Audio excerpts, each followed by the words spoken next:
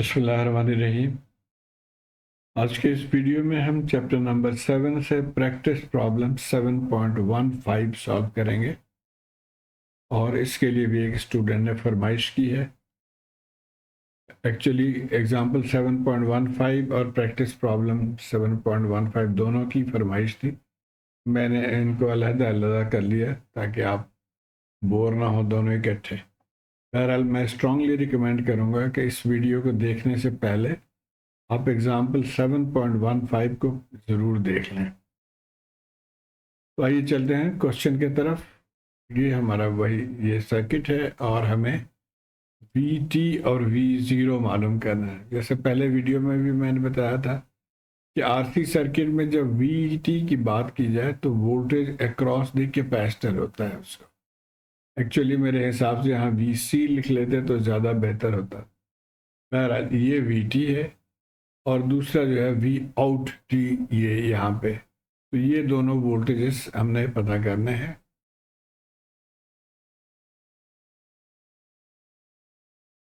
तो सबसे पहले हमने ये कर लिया कि हम ये दोनों टर्मिनल्स को मार्क कर लिया, इसको V1 और V2 लिख लिया यहाँ पे, और बाकी वो सर्किट उसी तरह ही है।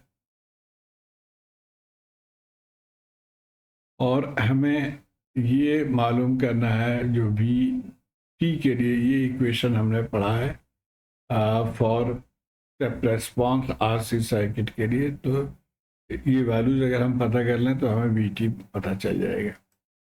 यानी हमें ये तीन चीज़ें पता करनी है। एक हो गया टॉ, एक हो गया V0 और फाइनली V इन्फिनिटी। तो आइए सबसे पहले टॉ का पता कर लें। टॉ होता है RC, और जैसे मैंने पिछले वीडियो में भी एक्सप्लेन किया हुआ है कि जो कैपेसिटर के क्रॉस रेजिस्टेंस हो उसी को हम R लेंगे, बाकी रेजिस्टेंसेस को नहीं लेंगे। तो ये इसको हमने R यूज़ कर लिया और C है 1 माइक्रोफैरड।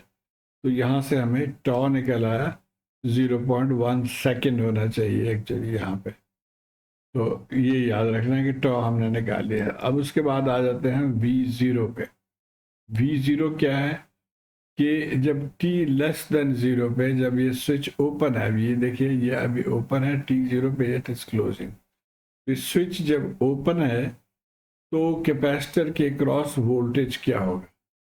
तो अब ये कैपेसिटर ज़ाहिर है कोई, इसको कोई जरिया नहीं है चार्ज होने के लिए, देयरफॉर ये कैपेसिटर वोल्टेज जो है वो 0 ही होगा। तो ये दूसरा पॉइंट हमारे पास आ गया।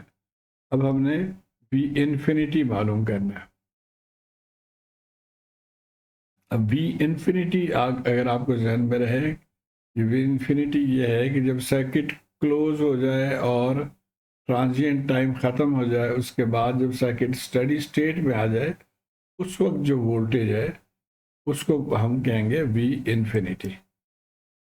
अब इस सर्किट से या इस सर्किट से आप देखें तो ये इक्वेशन हमें मिल जाता है कि V1 माइनस V0 बराबर है V के। तो इसको हम यूज करेंगे। और एक चीज और कि V1 इज 0, V1 इज 0 वो कैसे है कि V2 0 है, और हमने पहले पढ़ा है कि V1 और V2 हमेशा बराबर होते हैं। V2 0 कैसे है कि ये ग्राउंड के साथ कनेक्टेड है। तो ये 0 हो गया तो इसका मतलब V1 भी 0 होगा। तो V1 is 0 for all time t, since V2 is 0 or grounded. Therefore V1 is equal to V2 is equal to 0. अच्छा, अब यहाँ पे अगर हम इसमें पुट कर देते हैं V1 is equal to 0, तो V आ गया माइनस V0। तो ये इक्वेशन नंबर 1 है, इसको हम आगे इस्तेमाल करेंगे, इसको ध्यान में रहे। अच्छा, क्वेश्चन में है कि VT और V0t मालूम करना है, ये याद रहे। और हम V इन्फिनिटी मालूम कर रहे थे अभी। तो V इन्फिनिटी के लिए हमें स्विच को t ग्रेटर देन 0 पे, यानी स्विच बंद कर देना है t ग्रेटर देन 0 पे। ये सर्किट आ गया।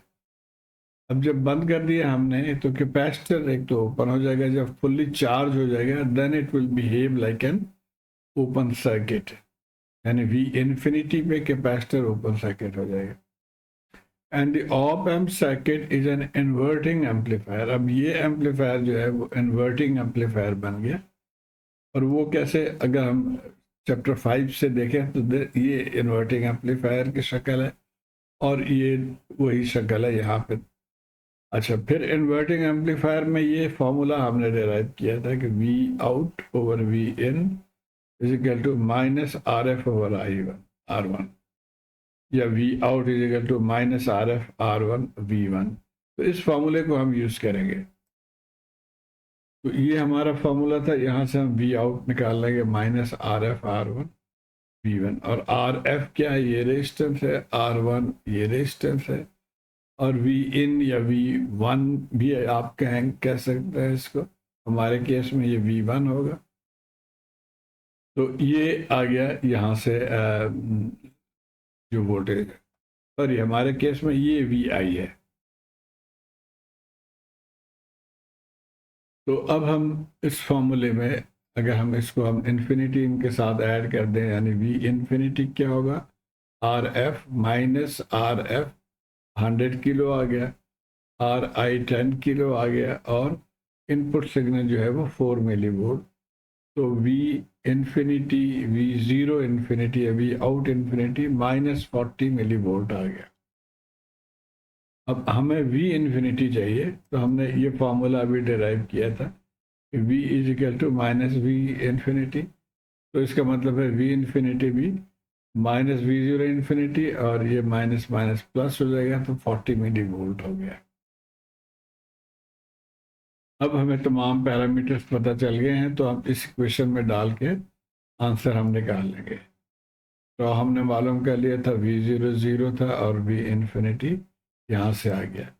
अब ये वैल्यूज हम पुट कर देंगे, तो ये 40 मिली वोल्ट, और इस तरह से यहाँ पे 40 E raise to the power minus T over tau 0.1। और इसको जब आप एक तो 1/0.1 10 हो जाएगा, तो ये यहाँ से 40 कॉमन ले लेंगे, तो 41 minus E raise to the power minus 10t millivolt. ये हमारा पहला आंसर आ गया, यानी वी जीरो टी। अब वी ओ टी और वी जीरो टी में ये रिलेशन है, यानी उल्टा है सर, माइनस साइन लगा देंगे, तो ये आ गया। और यहाँ से फिर हम V O T is minus of this, जो कि यहाँ से 40 E raise to the power minus 10t minus 1 हो जाएगा, यानी माइनस से आप मल्टीप्लाई कर देंगे तो ये पहले आ जाएगा। तो ये आंसर है। उम्मीद है आप इसको फॉलो कर पाए होंगे। शुक्रिया।